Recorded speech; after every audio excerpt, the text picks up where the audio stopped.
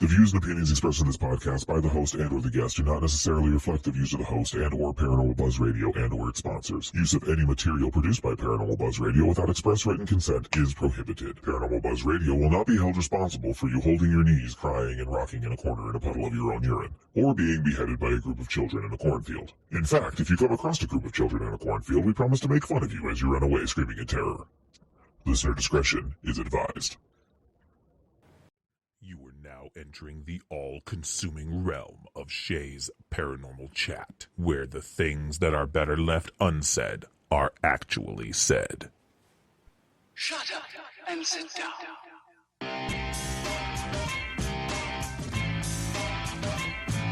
You're listening to Shay's Paranormal Chat.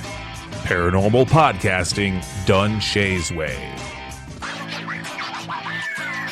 Tons of fun. Dude, seriously? A bit sarcastic. Hashtag investigator, not hunter. But always real.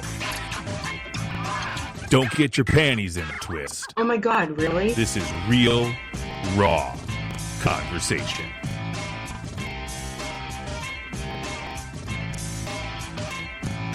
Ladies and gentlemen, welcome to the show.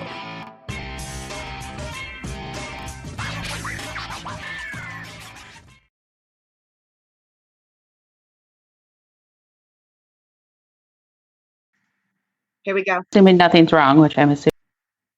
Hello, everybody. Welcome to Shay's Paranormal Chat.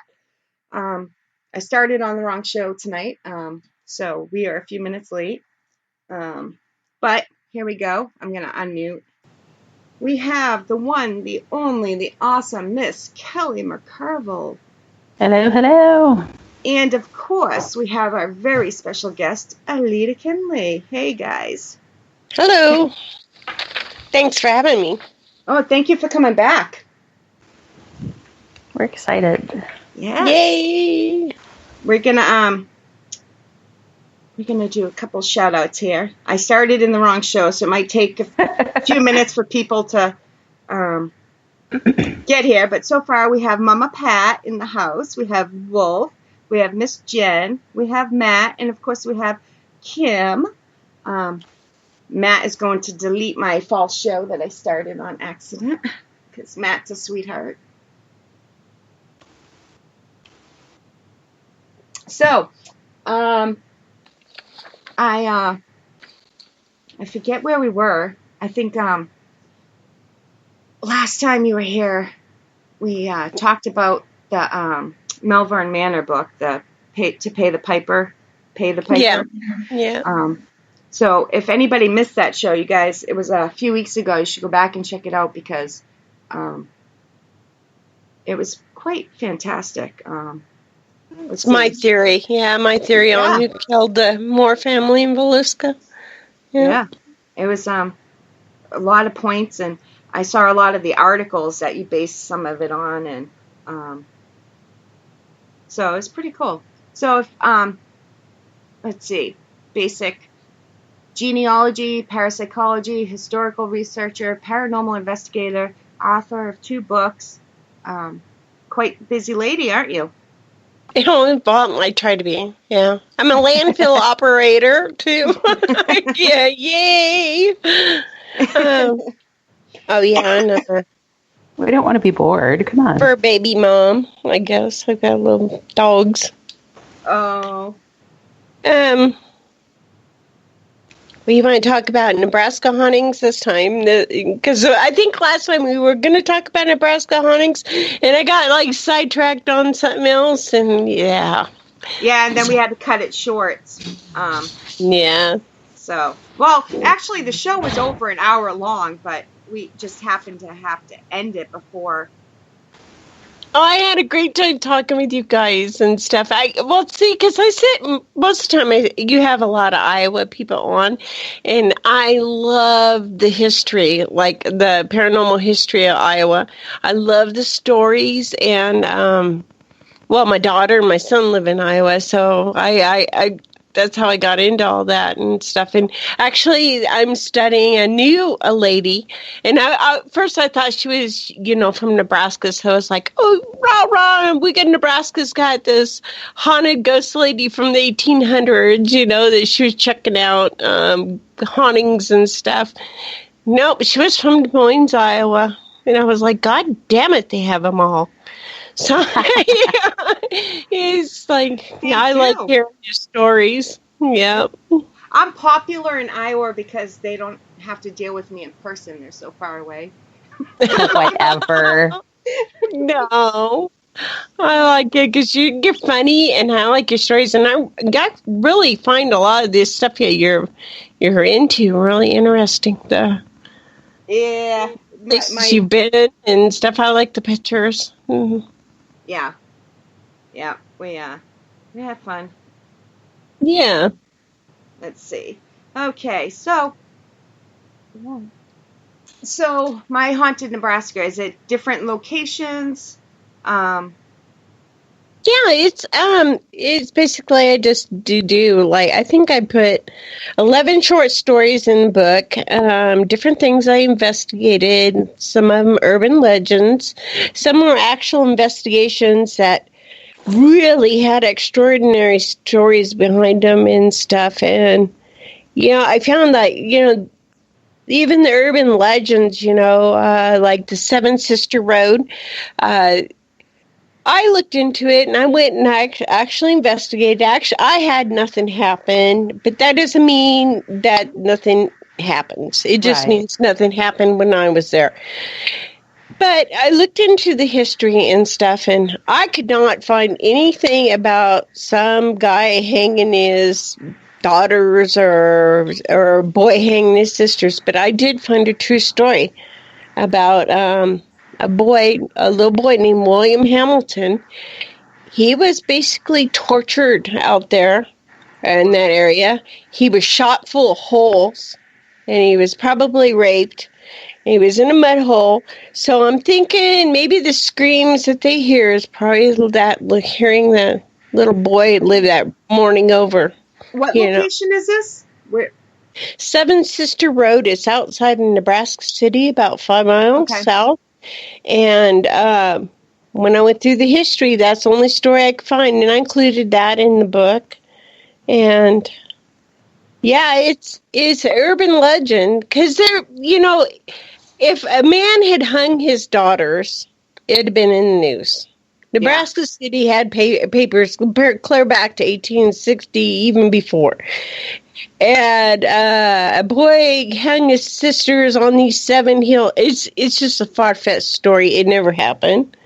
That I could not find any evidence that it happened. I cannot say it did not happen. I just did not find any evidence it didn't happen. And the story I did find was about this little boy, William Hamilton. He was 11 years old, and cattle, they lured him out there, and they stole his dad's cattle, and they raped him, and they shot him full of holes.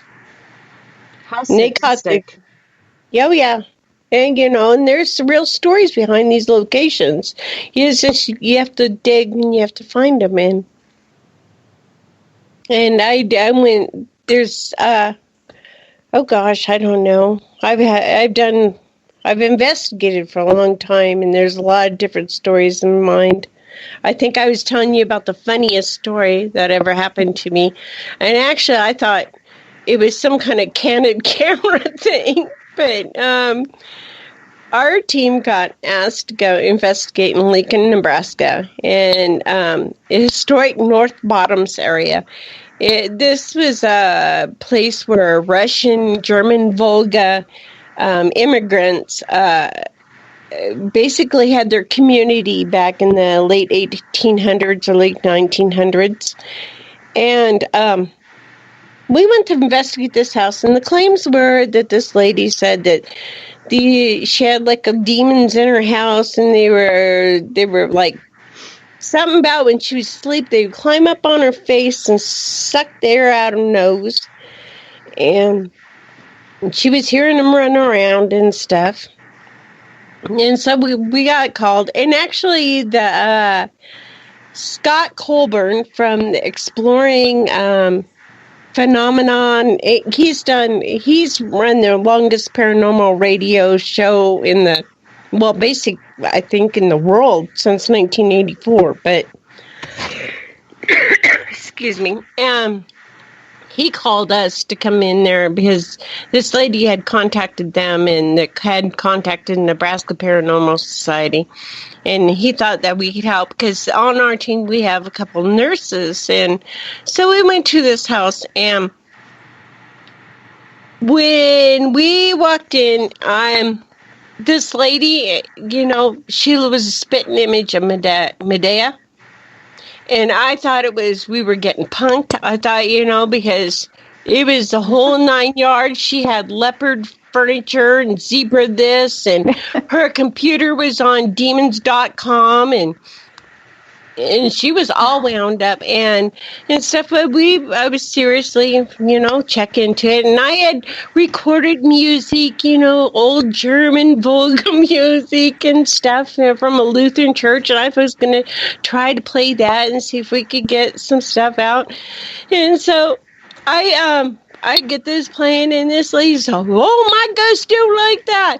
Let's play some Aretha Franklin. And I'm like, oh, my God. So we play Aretha Franklin.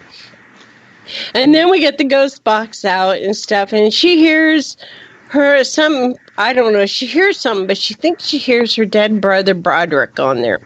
And so then she calls the whole family, and she's like, I hear my brother Broderick on this ghost box and stuff. And I'm like, oh, my God, this is for real. Because this is a really small house and stuff. And about that time, I go outside, and I said, well, I'll go around the outside of the house and, spray the foundation and, try to cleanse it. Excuse me. You okay? I think she muted herself. Okay. Yep, I needed a drink. I'm sorry. No, you're fine. And so I go around and I spray the foundation, and I'm looking around to see if maybe, there's animals getting in her house and stuff. And I noticed a crawl hole up there. So I go back in the house and I ask her, I said, her name was Cynthia. And I asked Cynthia, I said, do you have a ladder and something? I'm going to look up on that crawl hole and see if you don't have some squirrels, because Lincoln has squirrels. I just remembered the story. Sorry. and so I go back in the house and stuff, and I know she goes over the phone and stuff. She calls the Lincoln Fire Department and tells them she needs a ladder out here because she's got ghost hunters and there's demons in her attic. Are you kidding? And I'm like, oh my God, we're going to get arrested or something on news or something. I was like, I cannot believe this is happening. Oh my gosh.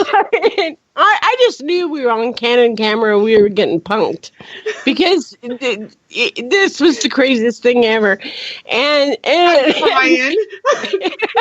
oh my God. And that was about more than I could handle.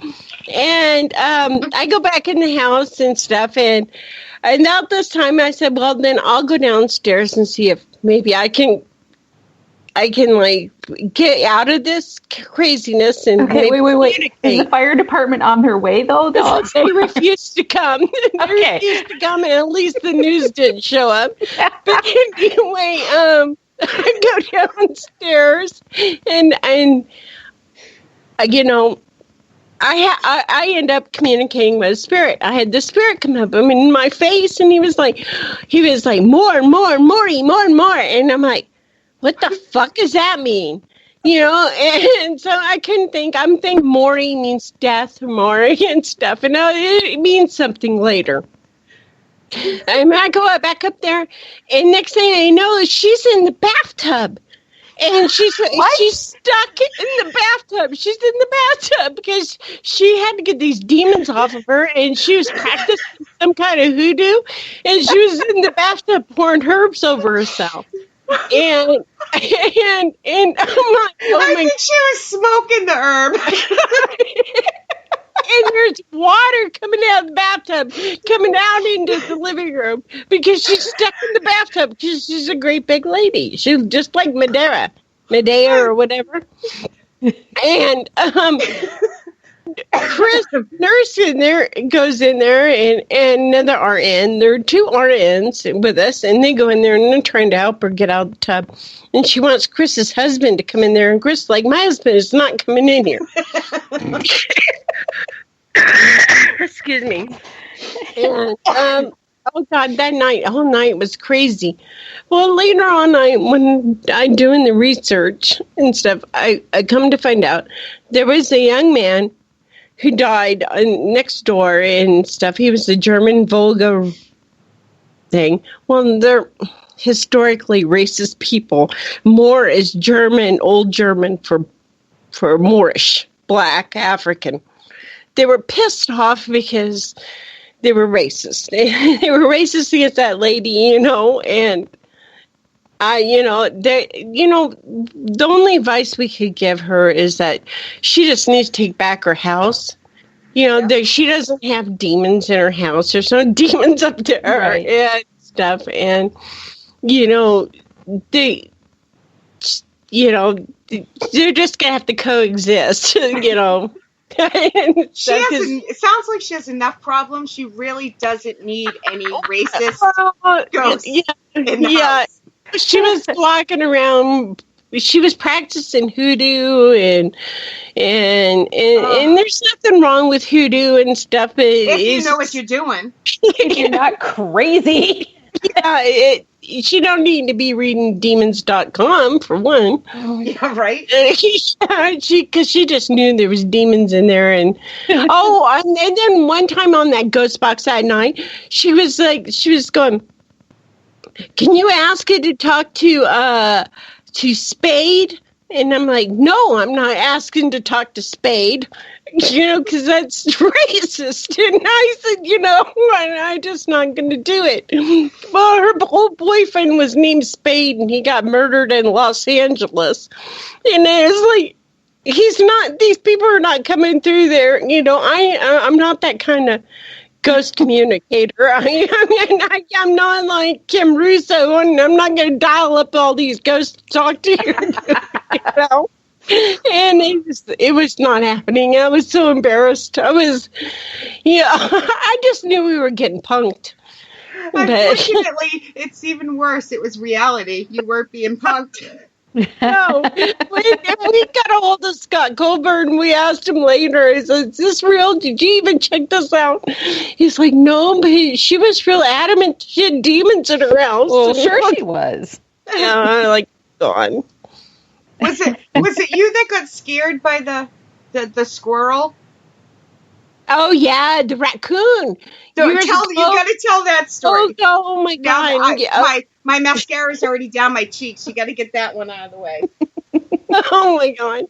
Years ago and stuff. I've always done ghost hunting, and people, come. In fact, they call me the ghost lady here in town. But anyway, it was this girlfriend of mine. She had this she stayed out at this house, and it was in this marsh area and stuff. And she was calls me up one night. I have a ghost in my attic, and I can hear it. It's hissing and stuff. And I'm like, oh my God, okay, I'll come out there.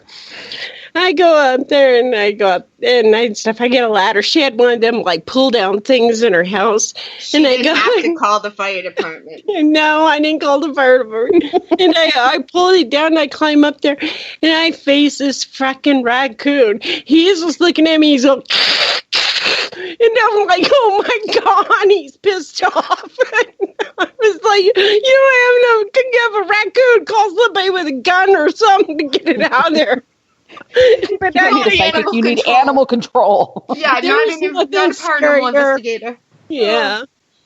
I tell you, pissed off raccoon, it sounds like a demon. They're scary. They are, yeah. Oh, yeah.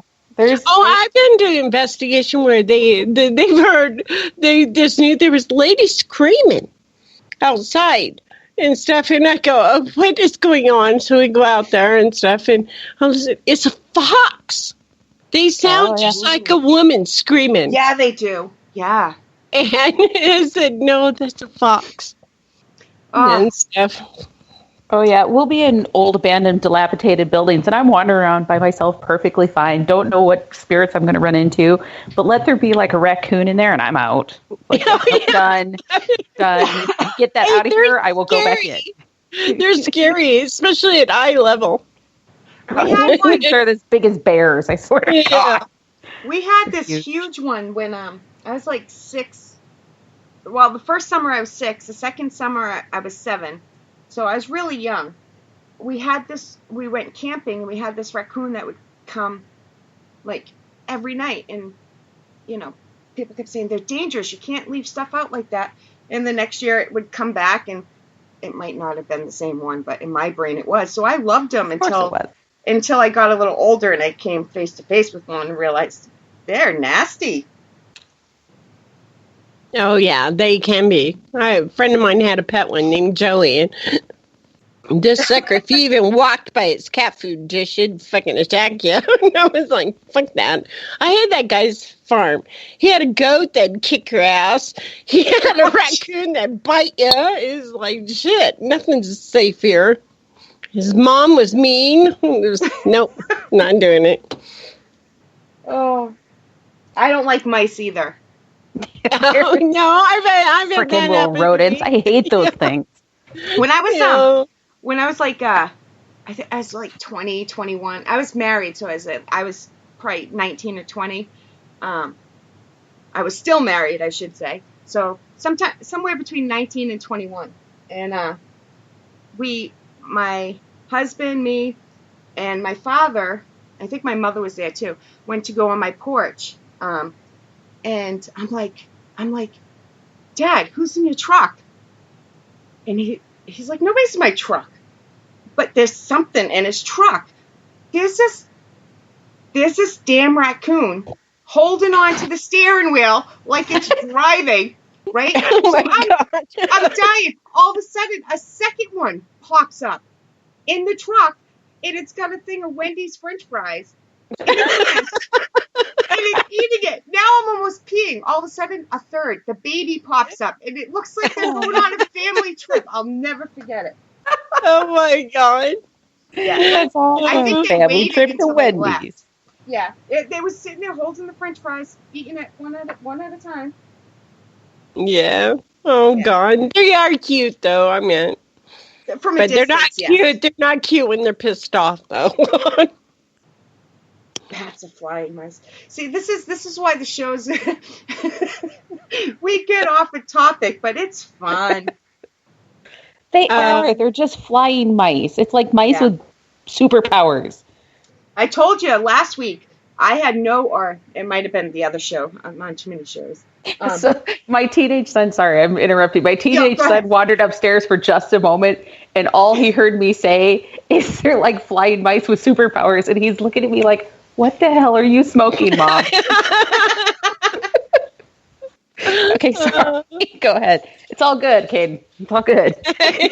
My kid would just shake their head and walk out like, I don't even want to know. When I thought that bat or a mouse, I really thought a bat was going to come flying when we were on at Laconia State School a few weeks ago. I thought this mouse or this bat was going to come flying out of this little alcove thing. And I literally stepped behind my sister, and I'm like, I'm sorry, I'm sacrificing you to the bat. Mm-hmm.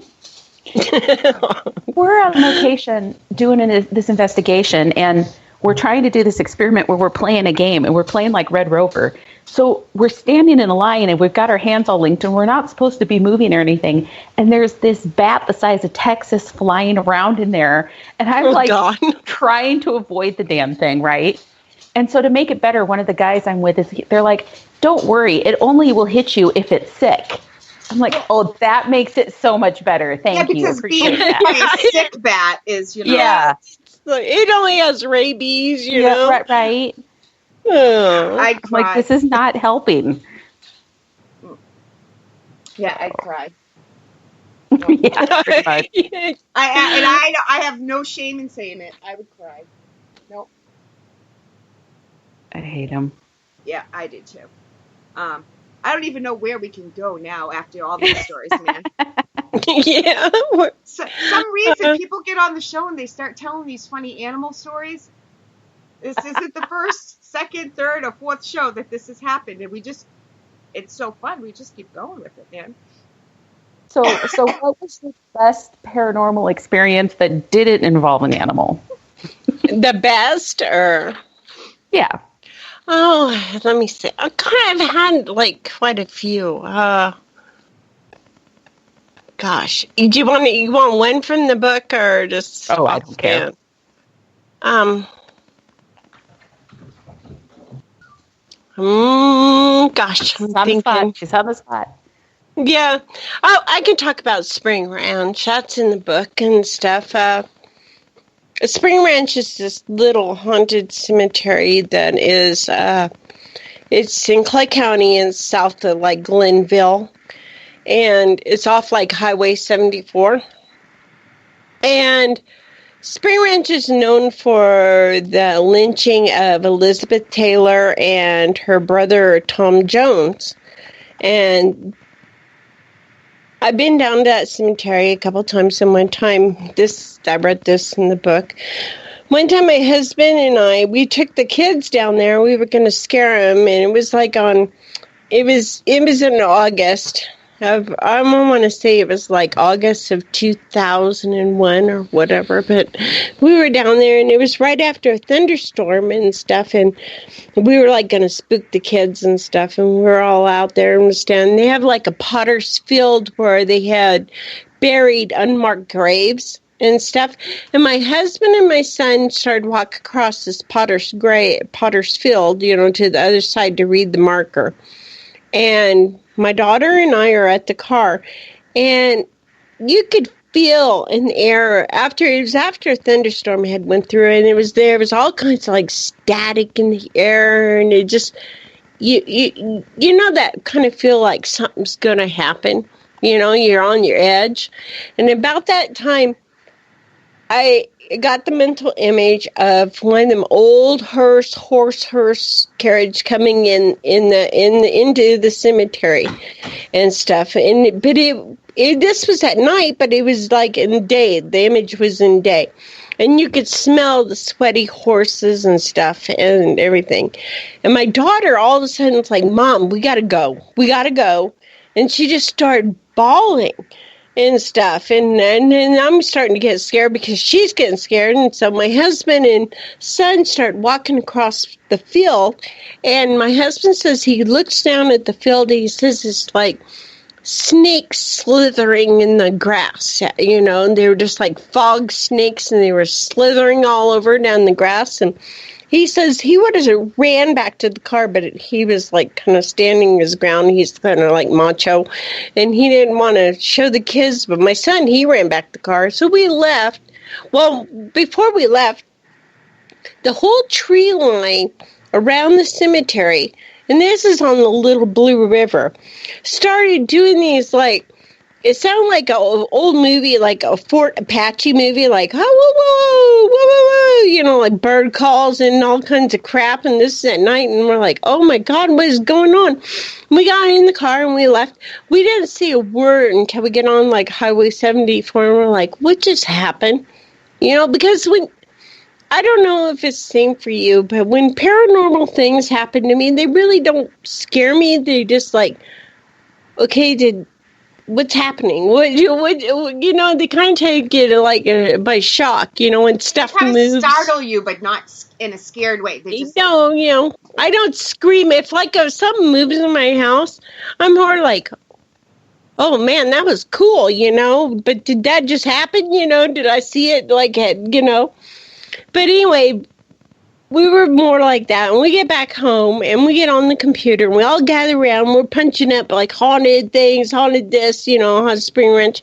Find out that in 1864, there was a whole Indian massacres up and along the Little Blue River.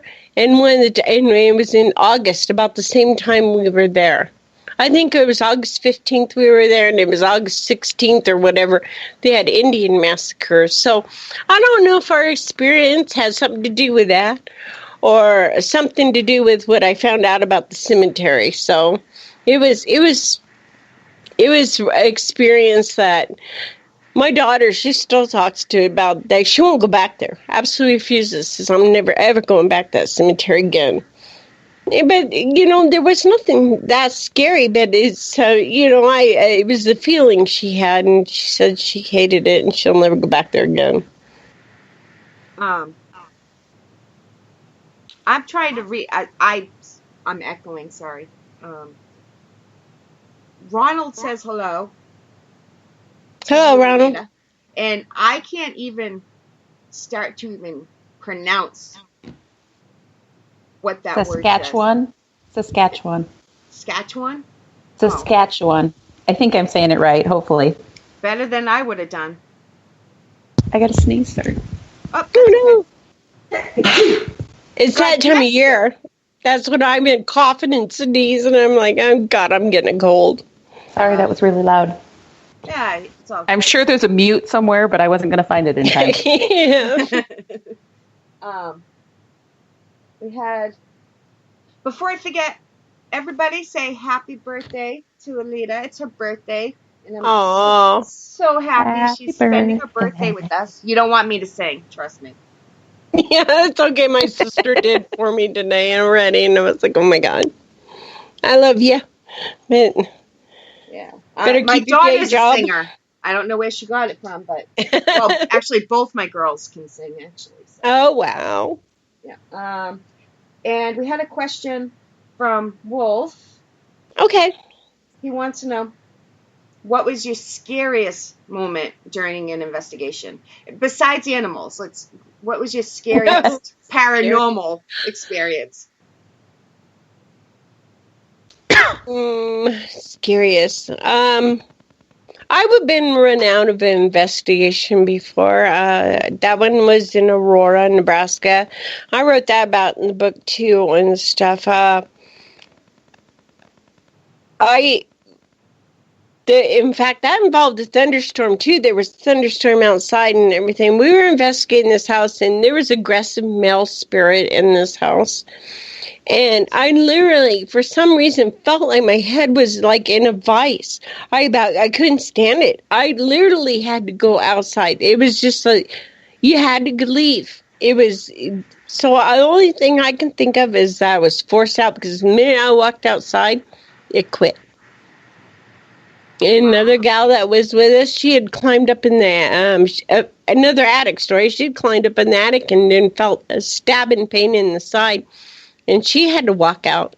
So I'm thinking that he didn't like women. And when I went back and, the history, there was stories that he didn't like women. And I think he just it was forced out. But yeah, I was kind of upset, and I was a bit scared that night because I've never had anything like that happen before.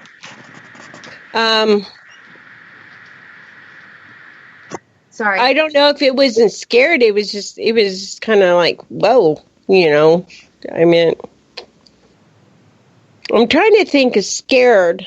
I'm trying to think of scared. I screamed at once at the squirrel cage jail. It's a jail in Iowa. It's set on a pie, and Kelly, I'm sure, knows it. But, yep, it's a cool place. I was in there, and we were walking around there, and it never occurred to me to ever look up, but I looked up, and what do I see? This arm sticking out of the thing, and I literally, it took me by surprise, and I screamed, and I have no idea why I screamed, but I did. And the poor gal was with me. She jolted and about fell down, and and her husband, Paul. We told him about it. He comes running in there because he heard me. He goes, "Oh, I know. I seen that up there earlier." And I said, "Well, why didn't you tell us that?" Because they had the mannequin, right? Yeah. An arm to show, people used to stick their arms out. And I felt so stupid and everything. But I see Sally House, and I didn't feel nothing. I didn't have, I had impression at the Sally House of a boy in the upstairs closet. I think he'd been abused, and a wagon outside, with caskets. And when I talked to Deborah Pickman about it, she told me there was a story that they were told, clear back in the 90s about a wagon accident that had happened. Because actually the front of the Sally house is actually the back of the Sally house. And the front is the back now. Well, the front used to be the back now. So it's all turned around. But scary moments. I've been in a lot of different places, and I've had experiences in my own home. Like, I was going to tell you about the Yoo-hoo. This is a funny story. This happened to my house in Roseland, Nebraska. Okay, I was sitting on the toilet one day, and this house was a brick house, and I was sitting on the toilet one day, and I'm just sitting there, and all of a sudden I hear in my ear, just loud as hell, "You!" I was like, I about fell off the toilet scrambling. I was like, what the hell was that?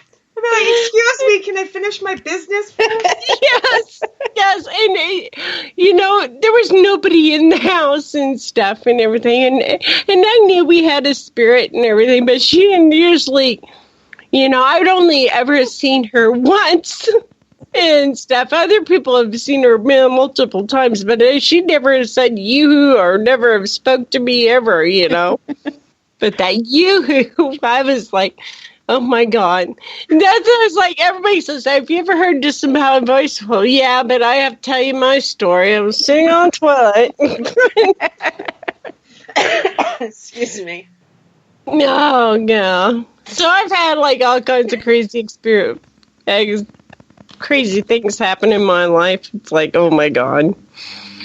How long have you been investigating? Well,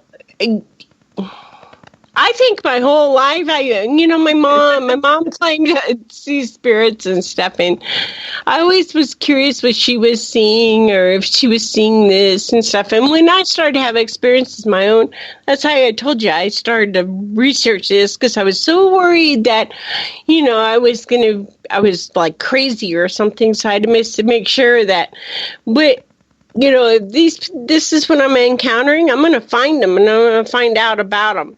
Yeah. And that's how I started doing it. But yeah, I've been like ghost hunting and that kind of crap and doing stuff with folk magic for, I don't know, probably a good 20, 25 years. Well, I've been married 28 years, so before my husband, so. So a long time. Oh, yeah. What's folk magic? I do. I kind of joke and stuff in which I help people with problems. There's for one example, I use this one. This lady, she had bought a candle off of SD. Do you know what that is? Like, it's some kind of it's like eBay. It's SD, like home products and stuff. And she bought it from magic practitioner and stuff, and she didn't get it in a timely manner that she thought. She left this person a bad review. When she got the candle and she lit it, it smelled like cat piss. Oh. Everything in her house started dying. Her plants, and stuff, and she got a hold of me, and I said, okay, I'll come over and I'll look to see what's going on, because she was hearing voices in her house. She was having all kinds of weird stuff happen. And so I got talking to her about it and everything and stuff, and I cut this candle open. It had pins with some black gooey stuff in it and everything. I said, well, here, I'll take it. And I take it and I buried it, and I put sulfur and black salt on it, and I talked to her about it, and I told her, I said, whether or not, that lady deserved getting a bad review, you probably should apologize to her.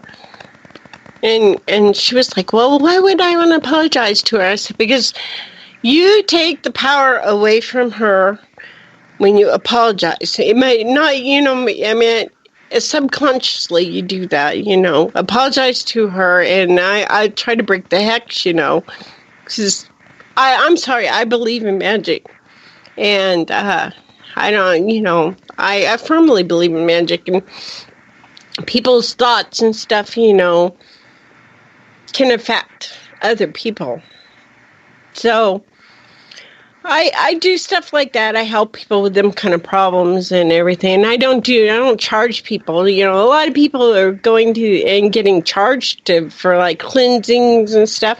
If I live around here and stuff, I help them. I help another lady on a regular basis and stuff, because I just try different things to see what works. I'll mix herbs together, whatever works, because nobody knows what a ghost is for sure. Nobody knows what any of this is for sure.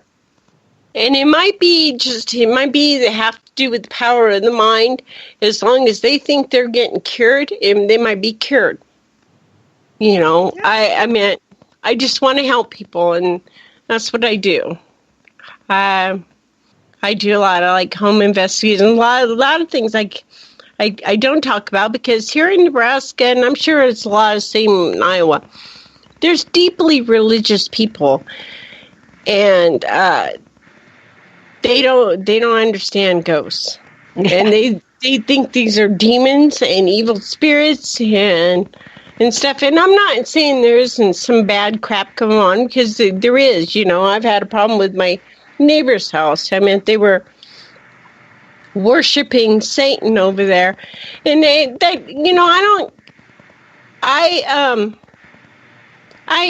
I'm open to open religions, and you can do, but what they were doing was worshiping negativity. They weren't positive. They were college kids and stuff, and they had to have a priest over there to cleanse it.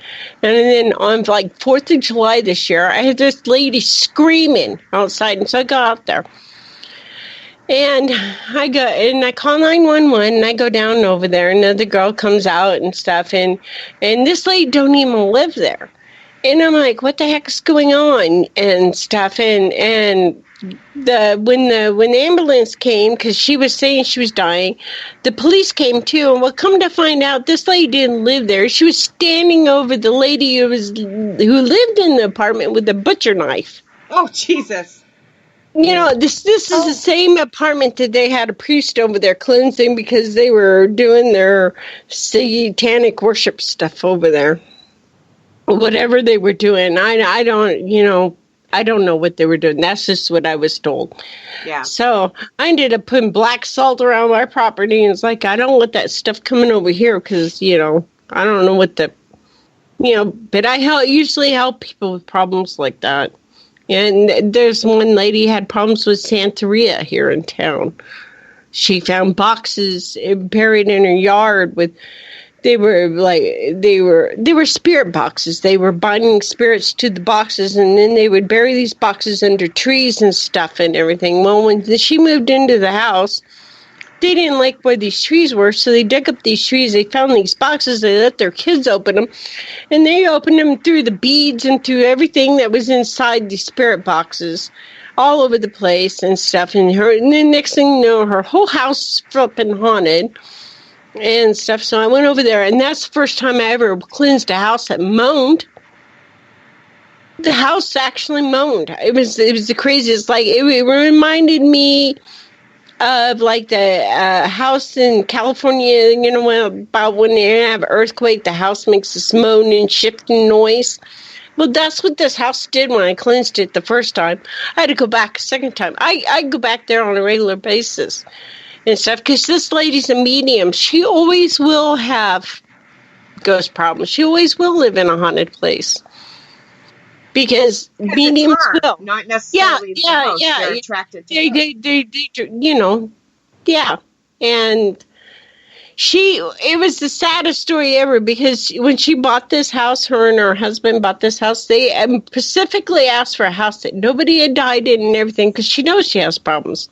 So when they got a house where somebody practiced Santeria and was doing all this stuff, yeah, I felt sorry for her.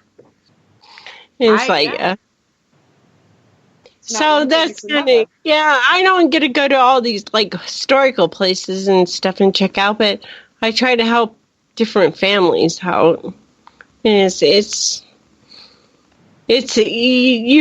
some amazing stories and some amazing people. The human mind, for one, is amazing. Isn't it? Yeah. A lot of, the mediums, I love to hear the stories, the mediums. I love to check out stories, the mediums. You know, like Chris Moon, you know, I was listening to him on Vidi Space one time. And I thought, I was listening to what he's saying. So I started to look up the history of the place and stuff. I found, like, who the people he was talking about. Yeah. Living, you know, and stuff. And I was like, okay, this guy's for real. And when he showed up at... he was on like online when they were one time at Malvern Manor in Iowa. He was sitting there going, he's watching you as you're sleeping and stuff, and he didn't know nothing about what I knew about. They didn't even know what I knew about that guy was related to the Villisca axe murder. They didn't know. You know, and here he was just describing it, and I'm like, okay, this guy's for real. He's like a digital medium, like my friend Sue, and I just find that stuff fascinating. You know, people's gifts and stuff, and I love hearing them stories.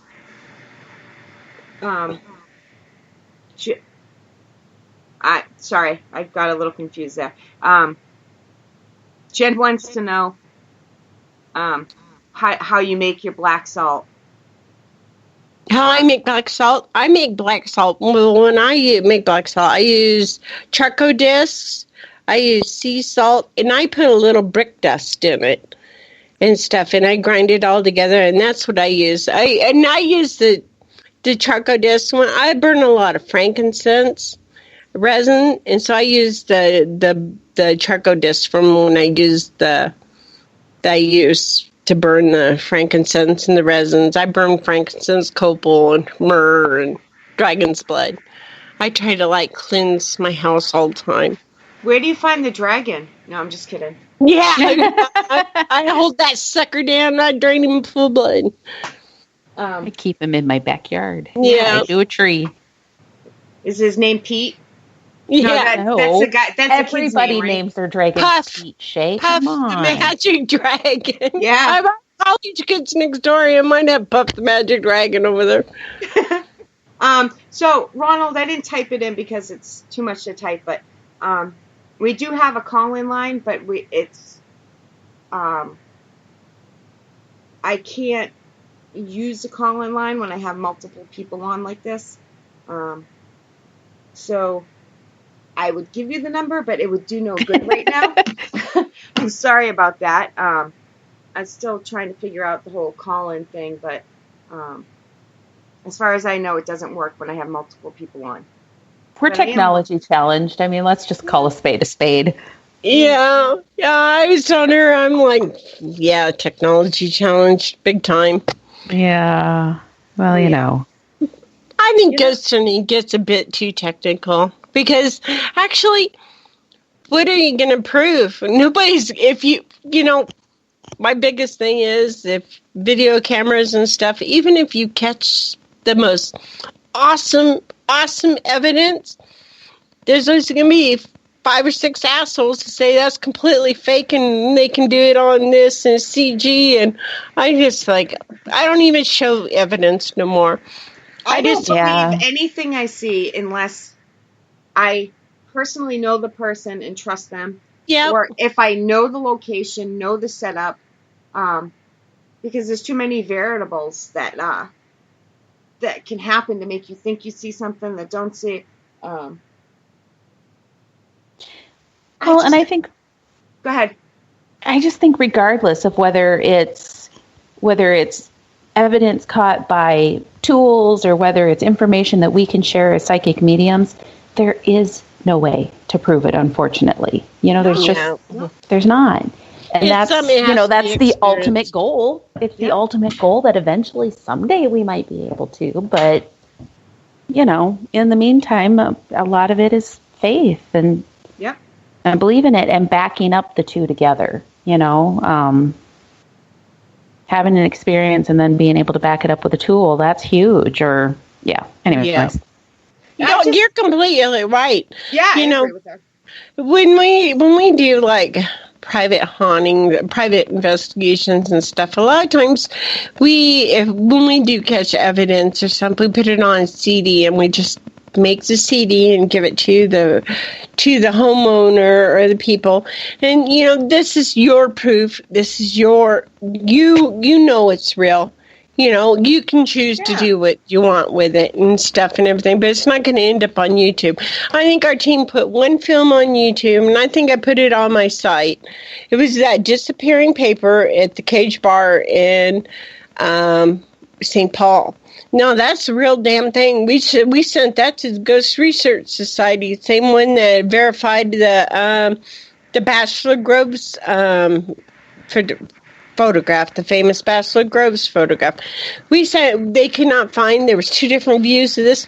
You never believe how many people just like, oh, that's fake, that's fake, that's fake. No, that really did happen, and it happened. And, everybody in the bar that night knows it happened.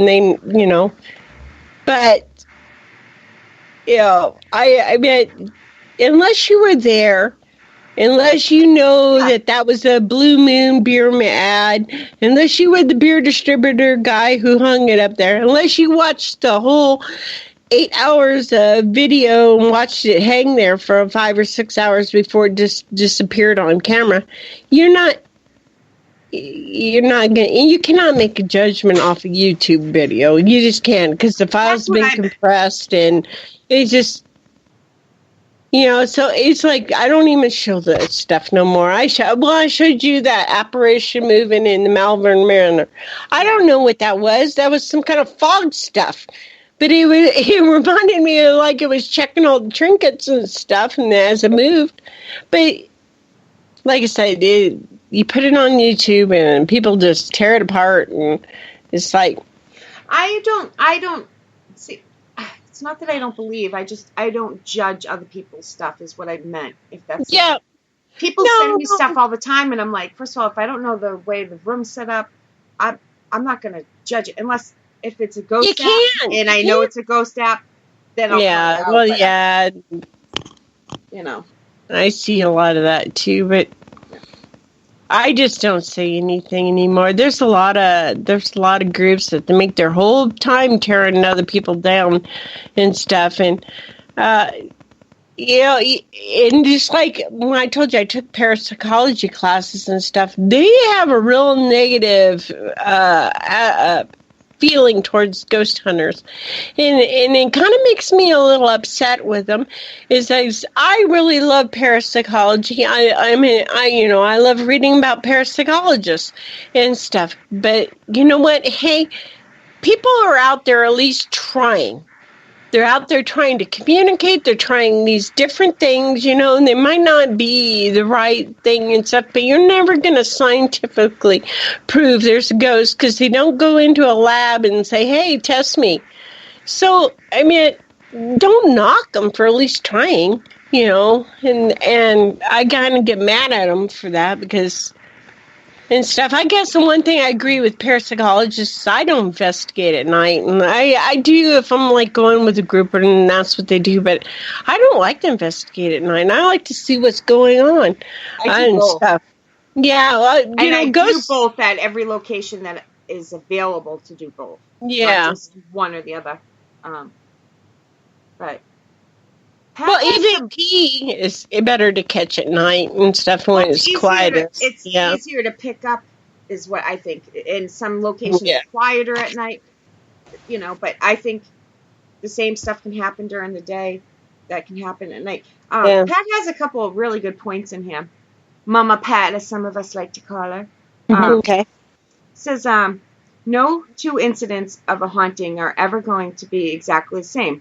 So how can it be proven? And then she goes on to say, I think the best you can come up with theories that fit the facts to the best extent possible, but it would still be a theory, not proof. I 1,000,000% agree with that. Oh yeah, she's That's right. why I always say I don't say evidence, and now I tease people about it. I just collect data, and try to put it together because I can't prove it, but okay, this is what I have so far, and you keep going. But I collect experiences is what I think. Yeah. If experiences that are caught, on Yeah. camera or whatever, but they're I like consider subject that to a different kind of yeah, data. Yeah, I do. yeah. I agree. What were I you going to think say, Kelly? I was going to say, I think the closest we can get to proof, though, again, is that combination of things. I mean, Exactly, yeah. so I was out at Melbourne Manor last weekend, and towards the end of the night, it was just three of us that were kind of walking through the manor, and it was Josh, the owner, myself, and then Charla. And I'm able to talk to him directly, obviously. And so there's one new spirit that's there who hadn't been there before any of the times that I'd been there. And he was kind of talking to me and following me around and stuff. And so I started talking out loud because I know it's always frustrating when I can hear it in my head and I don't share it with everybody else. So I started saying out loud what he was saying. And I said something, I don't even remember what the first thing was. I saw Josh's mouth kind of drop open like, really? And, because I said what his name was. I said his name was Jeff. And then he kind of looked at me like, that's amazing.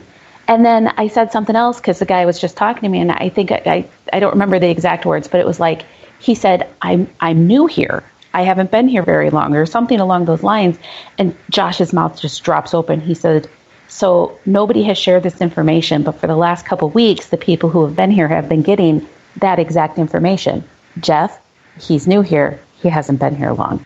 He's like, there is no way you could have known that, Kelly. No way you could have known that.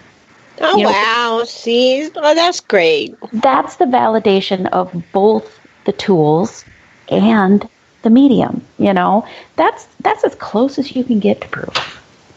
I don't know. That's just my opinion, but no, you're right. In parapsychology, and I wrote about this in the book that, it might be that over 100 years of research, it might be that humans and animals are the only ones that can actually see these spirits and detect them. And stuff, because that's all we have right now and stuff. Mm-hmm.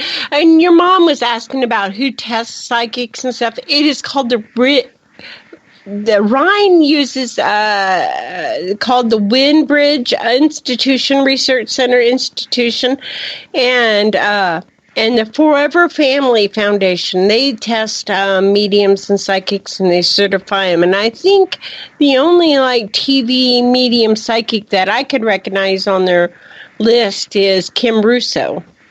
But she's a Windbridge. This is a research facility, and they Sorry. Windbridge. Oh, go ahead. Which one is Kim Russo? Is she the Long Island one, or is she the one that does the celebrity?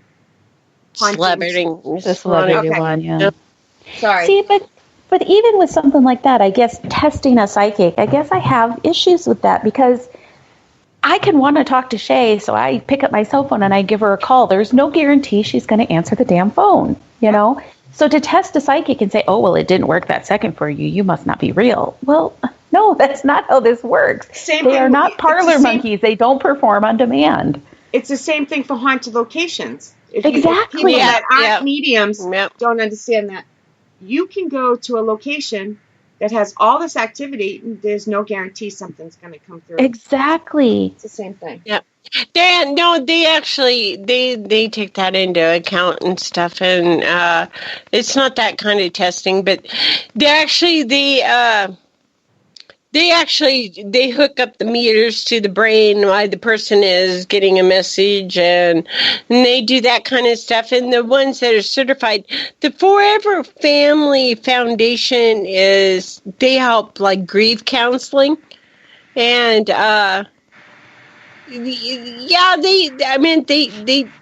understand that they understand that not all the time a person is going to come through, because actually I've been to a haunted location, and I am not picking up the same thing that this person is picking up. Mm-hmm. You know. I mean, and I find it interesting, and then I can't say that they're wrong because when I go to look up what they're picking up, I find the person, and stuff. I think it is just, it's an experience, and it's who does that subject to spirit a want to person, connect you know. with? Yeah, exactly. I mean, there's people's energies and frequencies and stuff sometimes don't match with things. I don't always. Okay, one of the ladies, she's more calmer and gentler and more childlike. She gets children and come up to her all the time, children spirits, and talking like blah blah blah blah blah. I don't get that. I get the cranky asshole men, or and stuff, and I think. Yoo-hoos. Yeah, or you who's or I get that. I pick upon a lot of that energy, and I think that has a lot to do with me. Like I told you before, Shay, I'm not a warm, fuzzy person. I couldn't do a gallery reading because I'd be like, well, if you quit cheating on your wife, you wouldn't have these goddamn problems. That's probably why I'm not a medium. Exactly. And I don't get the warm, fuzzy feeling. I can't just force myself to be nice to people. Yeah, so I have a problem being diplomatic sometimes. So I think that's the reason why I when I go to haunted locations, I don't get the nice, friendly spirits because they're like, no, she's too bristly. We don't want to communicate with her, Yeah, well, see, Pat's almost on the same lines of thinking as me. She said it would be interesting to see what a message does to your brain waves. If it changes aura when you're talking with the spirit. I was thinking like I would love to see something on like MRIs or to see what part of the brain is picking that up. I'm sure it's that. That's what the Windbridge does. That's what the Windbridge. Yep, that's the kind of testing they do, and stuff. In the Forever Family, they do testing like grief testing for like grief counseling and stuff. And then they test mediums for that. What do you think, Kelly? I would love to see if like a part of your brain works differently than your brain works, mine doesn't. But you know what I'm saying, like. I get what you're saying, and I've had the opportunity to see what it does to my aura when I'm getting messages. Oh wow! And it just happened by accident, actually, because I'd been at one of our expos, and after the expo was done, I was sitting with the aura people getting mine done, and I had my hand on the machine, and you kind of leave it laying there for a little bit so it can kind of like calibrate to you. But one of the ladies that I had read for during the show was on her way out. And she says, I'm sorry, I hate to ask you a question, but I had one follow-up question. Is it okay? And I said, yeah, that's fine. And so she asked me a question, and I tapped in, got her an answer, and she went on her merry little way.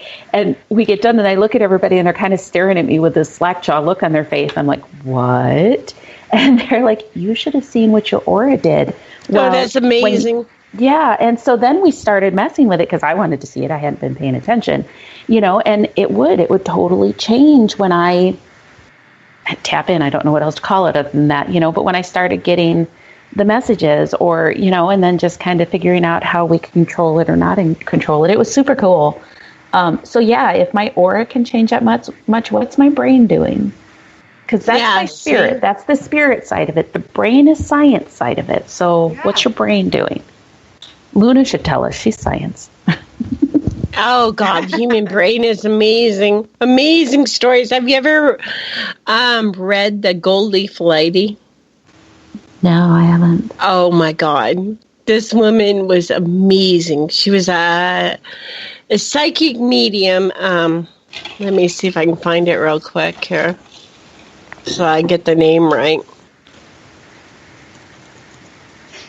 Oh, no. Nothing ever works when you want it. Oh, no. My computer is like, let's just mess you up. Yeah. Welcome to my life. My computers love doing that. Okay, baby, down at the bottom. Was that OSHA a good OSHA or a bad OSHA, Pat?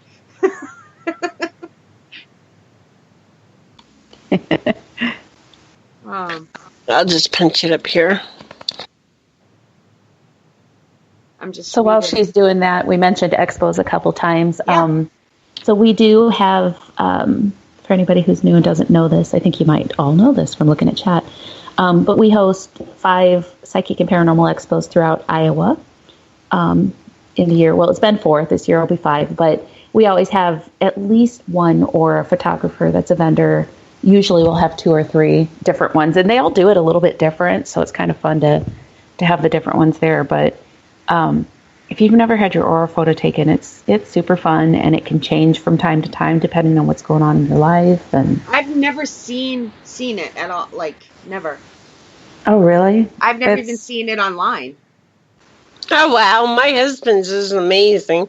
He looks like Jesus because of his beard, and he has a big, like, white glow around him. It's, like, crazy. I was like, wow, mine's, like, crappy. I got a red circle, a gold circle, and a black circle above my head. That was my aura. And they took it twice and stuff. And she had the lady, this was at the witches ball in Denver, and she had no explanation for it. And I'm like, the only thing I can think of is that I had an obsidian crystal, I had an obsidian necklace, and I think that blocked it. Because I do that when I go into places like that. I have a problem going into public places. I could never do what you do, because what I end up hearing the people's problems. And Walmart, for me to go to Walmart, I can go in there, be happy-go-lucky, and my husband says I come out there and I might as well be the exorcist lady because I'm spitting nails and pissed. Because, I don't know. I don't have the capability as, like, mediums to block this stuff. I've tried shields and everything and stuff, and I don't block nothing. I absorb their crap, and I think that's why I'm such an introvert. Mine was self-preservation, because if I didn't figure out how to block that crap, I was going to lose my damn mind. So yeah, I know exactly how you feel, because that's exactly how I feel. It's like it's a good thing my husband has been married to me for 28 years, and he just knows that, when I come out of Walmart, I'm evil. It's like I get evil before I even get halfway to the store thinking of it. I'm not even a psychic or medium, and it drives me crazy. Just like, well, that's just people. That's the problem, is people. Yep. Okay, I was going to tell you about Katie, the gold leaf lady. This is a parapsychological investigation, and it's a book written by Stephen Broad. But anyway, this woman was a medium and stuff. She was poor, and she was from Tennessee and stuff, and she had problems with her husband and stuff, and he never, because they didn't have no money or whatever. And she started to manifest like gold leaf paper on her face. And they tested her, and they did this happened on camera.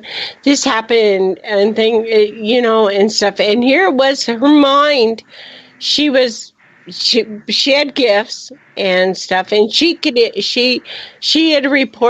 people reported that she'd apport things in her hand and stuff. And what it was she had such trauma from her husband and everything. He was such an asshole that somehow her brain was creating this. And I just think these stories are flipping amazing and stuff. Another one, lady had problems with her husband. Her husband was abusing her, beating her and stuff. And every time they would take a picture in the house, lines would appear on the picture. It would say, "Help me, help thee, help this," and stuff. And when they ended up checking into it, here it was that this lady, her somehow she was projecting out, and it was showing up on the film as help. It was like I think I've heard of that one. It was the Yep. instant camera. Yep. Polaroid? Mm-hmm. Is that what I'm thinking? And he was projecting out on the. Yeah, it's a story from clear back in the 80s, Yeah. and it was projecting out on the film. And these are the stories I've told you before that. I wish I'd make a TV show about that. The real case stories that they, I mean, that's just fascinating. They, Jeff the talking mongoose. Henry Price would investigate that. He more or less thought it was the guy producing the voice and stuff. But I was going to say, you're going to get the same thing with those as you do with any of the paranormal videos that come out, though. People are going to say it's not real. Oh, yeah, of course. So, it doesn't matter because parapsychologists, it's kind of like a pseudoscience, and they like to beat up on parapsychologists and stuff. But I find a lot of their stories fascinating. The Borley Rectory, the famous haunting at Enfield Manor, Enfield Street or Enfield House or whatever. Enfield. I don't know. I know what you're talking about, but I can't think now with it. Enfield haunting. I know what you're talking about. Yeah. Yeah, they're amazing. I love them stories and stuff. I like the real stories. I don't so much like the Hollywood version, but I mean, because there was witness, in the Enfield haunting and stuff. Guy Lloyd Playfair. I listened to him on a podcast. There was multiple witnesses that watched a couch float out of the upstairs of the window and then float back into the house. Something was going on in that house. So it's like so that's the stuff that keeps me going. Yeah, it's fascinating. I like hearing the stories too, but even with what I do, even knowing what there is out there, I look at it and I'm just like, really? Yeah, I'm a horrible skeptic too. Oh, I know exactly how you feel. I'm that way too. I had to deal with, a lot of times I'd go to these places and they would say this and this and this is my ghosts and stuff and everything. Well, that is not what I'm getting. I'm sorry, and I have to go by. That's when I go back and look through the history and stuff. Well, this is the person that I was picking up and stuff, and sometimes they don't sit well with people. They just know they have 3 ghosts and a demon in their house. Yeah. And I know exactly what you mean. One of the stories that sticks in my brain so well is we got called into a house and this woman was just absolutely convinced that it was her ex-husband that was haunting her and tormenting her. And we'd gone down once for a day walk and we were going to go back and do like a full investigation type thing. And she was blaming everything on her husband. Well, turned out the night of the investigation, I was sick and I couldn't go. And so I'm home and lo and behold, here comes her ex-husband. And he's like, you need to go down and talk to them because they're blaming everything on me and it's not me. And I'm like, dude, I'm sick. Leave me alone. And he kept coming all night long. He's like, no, they're blaming everything on me. You please go down there and explain to her, this isn't me. And I'm like, I know it's not you, but I'm sick. I can't, because literally I was gross sick. And I'm like, he just wouldn't leave me alone. So finally I'm like, fine. And I go down there it was a sinus infection. And I walk in and I'm like, okay, I am here for 20 minutes. Sit down. This is what's going on. And she didn't want to hear it. She did not want to hear it. She was absolutely convinced that it was her ex-husband. And, the best I can do is say, look, I have passed your message along. I cannot force her to believe this. Leave me alone. So once you did that, did that satisfy him? Like, okay, you tried, I'll leave you alone, or he still wasn't happy. He came back a couple times that night. Like, they're still I'm like, I did my job. I don't know what you want me to do. He's like, I know, but I'm just frustrated. I'm like, I know. Yeah, I feel sorry for that. I know exactly what you're talking about. kind of dealt with. We went to this private investigation. I won't even say the town, but this lady was convinced that she had picked up a spirit at the hospital in Omaha or whatever and brought him home with her. And because this other lady who was a psychic medium, who was her housemaid, had told her that this is who she had picked up. So when we went there, and before I went there, I wrote down my impressions, of the house and stuff and everything. It's a brick house, and there's lampposts, and there's an old lady. And when we get there, it's a brick house, and we go in there and stuff, and we had to talk, and they had a lamppost from the nursing home. It was out back that they brought from the nursing home and put it on their porch, and that was the lamppost. I'm okay, that's kind of interesting. But I wasn't picking up this guy. I was picking up an old lady, and I went and looked at the pictures on her wall, and here was this old lady, and here, what I figured out is that, we did, and we had a hard time telling the lady, was that this little psychic medium lady was actually stealing from her, and her mother-in-law, her husband's grandmother, whose house it was trying to tell them and was really pissed off. Yeah. And she was trying to tell them, that this lady's taken from, and that's why she was tormenting the housekeeper lady. And when I kind of wondered, and we all figured this out, it wasn't nothing to do with mediumship, really. When I walked in, she knew right away. There's something about mediums, when somebody else is a medium. She walked in and she knew, she goes, you have gifts and stuff. And I'm so, well, I just like to call myself sensitive because I don't know what I am. I'm just me. Yeah. And I'm just me. And she left right away and would not come back until I was gone. Well, I think she knew I could pick her up and stuff. And then the nurse lady who's the head of the team, she's actually the one at first said, I think that maid is stealing money from these people, because, she was like taking like gold watches, because they were blaming the spirit for stealing gold watches and stuff. It's the fucking maid. The maid's stealing from you and trying to tell you a ghost is doing it. Like, jeez. And you do have a ghost in your house, but she's just there because it's her grandson, and this is her house, and she worked all her life, And she's frustrated. Yeah. They never. Yeah. Well, and then the medium had told him the right name. I mean, because the name was Johnny or whatever and stuff. Well, here, that was this lady's husband's name was John. That was his grandfather's name was John.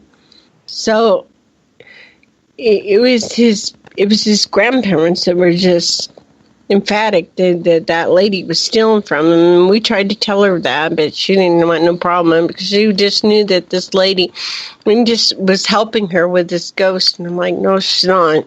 Well, and that's what makes it so hard for the ones who are legitimate and doing this really, It's just because they'll hear somebody say, oh, I'm a medium, so here's what I'm getting. And how do they know what to believe? There's a house a friend of mine owns that I'd been into a couple times, and she actually had me come over and do a walkthrough because she wanted to know what was there because I kept talking to her son, and I get it. She wanted to know if it was safe, but she had some other young man who came in the house and told her, oh, you've got something evil. You absolutely have to clear this out. Your children are in danger. No, my God. And she called me. She's like, I'm terrified, Kelly. What do I do? And I'm like, well, that's not at all what I've ever gotten or I'm getting now, but let us come back, So, yeah, we went back over and there was nothing there. And I took some other people with me. So it wasn't just me that, so it wasn't just one person's word against another one person's word. But I'm just like, come on, this is crazy. Don't scare this poor woman if you don't know what you're doing. I mean, don't get me wrong. There is there is bad stuff that's never been human, but it's rare. It is so rare. It's so rare. rare. It's rare, and usually it has to be invited in. It's usually something that somebody has done, has messed with, and invited into their lives and stuff. But it's not something that just all of a sudden decides to come mess with you, because if you really truly believe in demons, do you think demons are going to mess with parlor tricks? If they're an angelic being, right, a supreme being and stuff, no, they're going to fuck you up. They're not going to mess with parlor tricks, moving stuff, flashing lights, or whatever. No, you just got to honor spirit and stuff. Well, and that's the thing, is most of the time, what happens, they're just assholes. That's all it is. Yeah. There's bored spirits. If you're around for 100 goddamn years, you're bored. You're gonna mess with people. Yep. I'm gonna mess with people when I die. I'm sorry. There's some people. I mean, it's just human nature and stuff. And a lot of things that are moving in a house and stuff and everything might not have anything to do with the spirit. They might have something to do with the human. The human mind is what does it, whether their person is dead or alive. It is telekinesis. It is mind over matter, whether it's a conscious, so I find all that stuff fascinating. It doesn't necessarily mean it's a dead person doing it. Right, yeah. Yup, it's funny. The mind works in mysterious ways. Oh yeah, it's. Yeah, that's my saying too, Luna. If you're an asshole in life, you're probably going to be an asshole after. Yeah, exactly. Oh yeah. Okay, let's see. We got to start wrapping this up. It's already. I can't believe we've been on. I am sorry. Yep. Don't ever be sorry. I love talking with you guys though, because I don't really get. I live here in Nebraska. I don't really get to talk to other people like. Well, we'll have you back. Weirdness, it's like I want to talk to other weird people. It went by quick. Well, thank you. I had a good time. It's a good birthday present. Yes, and I'm so happy you spent your birthday with us. Both your books are available on Amazon, correct? Yeah. And I will reshare that information to the Paranormal. Oh, you're so sweet. Thank you. You're welcome. Kelly, what do you have coming up? Anything big coming up anytime soon? I have got a little bit of downtime coming up, so. Well, I wasn't expecting that answer. Wow. I know. Well, by a little bit of downtime, I'm talking like 2 weeks. That's a lot for you. I know, right? So I'll be helping you host the show still until you don't need me anymore. And then I'll be on your show with you and Jen on the 30th. The Sunday, the Skeptic and the Psychic. I'll have to listen to that. Yes. And I guess, you know what? I guess I have a little something fun going on. So starting in January, I forget, I need a calendar and a keeper. Starting in January on Wednesdays, I'll be hosting my own show called The Haunted Realm. And we'll be talking about all things metaphysical and paranormal and all that fun stuff. And yes, Pat, I've got a public investigation coming up at the end of January at the Granger House. It's an old Victorian middle-class home, and that's a museum currently here in Cedar Rapids, Marion. And it's a super cool place. The matriarch spirit that's there, she's just fun. She's so much fun. But yeah, so that's coming up, and I've got a couple spots left for that at this point, I think. And we will reshare that on Paranormal Buzz too. Yeah. So I keep sharing. Okay, I lied. I don't have any downtime. Yeah, I'm seeing the chat. Amy's now feeling you like. I see. Yeah, in February I've got a retreat that's going to be going on, and I'm going to do some, not public events, but probably putting some investigations in January and starting to do some recording. So, Nice. yeah. Yeah. Okay, let's see. What announcements? There is no show Sunday due to the holiday. The Skeptic and the Psychic will not be on Sunday, but as Kelly said, the 30th, Kelly will be on with Jen and I. There's no show Monday because it's Christmas Eve. So B Squared will be back January 7th, I believe it is. Of course, I'll be here next Friday. Kelly will be here next Friday. I'll be here next Friday. Yes. Yay! Let's see. I'll try to do some shout-outs here. Ron, to answer your question, the museum is located in Marion, Iowa. It's Cedar Rapids, Marion. And it's called the Granger House. Yeah, we'll definitely share that out. Again, I do my best on keeping up with. Oh, you do amazing. I love you're awesome. I try, Let's see. Anybody that's not in chat but is listening, whether you're listening live or listening later, thank you. Want some help or you got it? Yeah. Let's see. And thank you, Matt. Matt says, great show. He kind of has to say that, but thank you, Matt. Well, he doesn't have to. I mean, one of these days he could come out and say, man, you guys just really sucked. Yeah. He would say that privately, probably. Of course, then we would cry, and I don't think he's quite that mean. So. No, he's not mean. He's an ass sometimes, but I think he's my ex, so I can say that, All right, so we have Mama Pat, we have Amy, we have Luna, we have Ronald, we have Matthew. We have Kim Purvis and Jen B. And Wolf. That crazy Shay Carroll lady. Wait, no, you have to say that she was there. Go ahead. Who was there, Shay? I can say Shay Carroll. No, I want the whole thing. I can't, man. Damn it, Shay, say it. I'm still 2 years ago, when I started doing this, it was even worse. I can say Sherry Ann Carroll. No, you're not supposed to think about it. It takes all the fun out of it. Sherry Ann Carroll. Carol. I'm much better than I was. Takes all the fun out of it. I know. Okay, sorry. We lose focus here. So there's Ronald. Squirrel. Well, Yes, Ronald. I'm forgetting somebody. Chat was busy. If I missed you, quick, say something.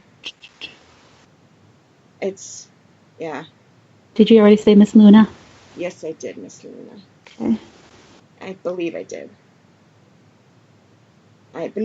did. Okay, so. If we missed anybody, we didn't mean to. Yes, I know. I do my best. I can't scroll all the way back. We have about 200 comments. So I think we got everybody, though. If not, we'll send extra love next time. Thank you, Wolf. Yeah, I believe I said Wolf. Have you ever heard Jen say Wolf? I love it. We'll have to get her to say it next week. So. Well, thank you. Thank you, too. Yeah. Thank you, everybody. Thank you for coming and listening to my craziness. You were a blast. You were hilarious. Oh, you guys are good. I love you. All right. You two hold on one quick second. Thank you, everybody. Thank you, guys. See you next Friday.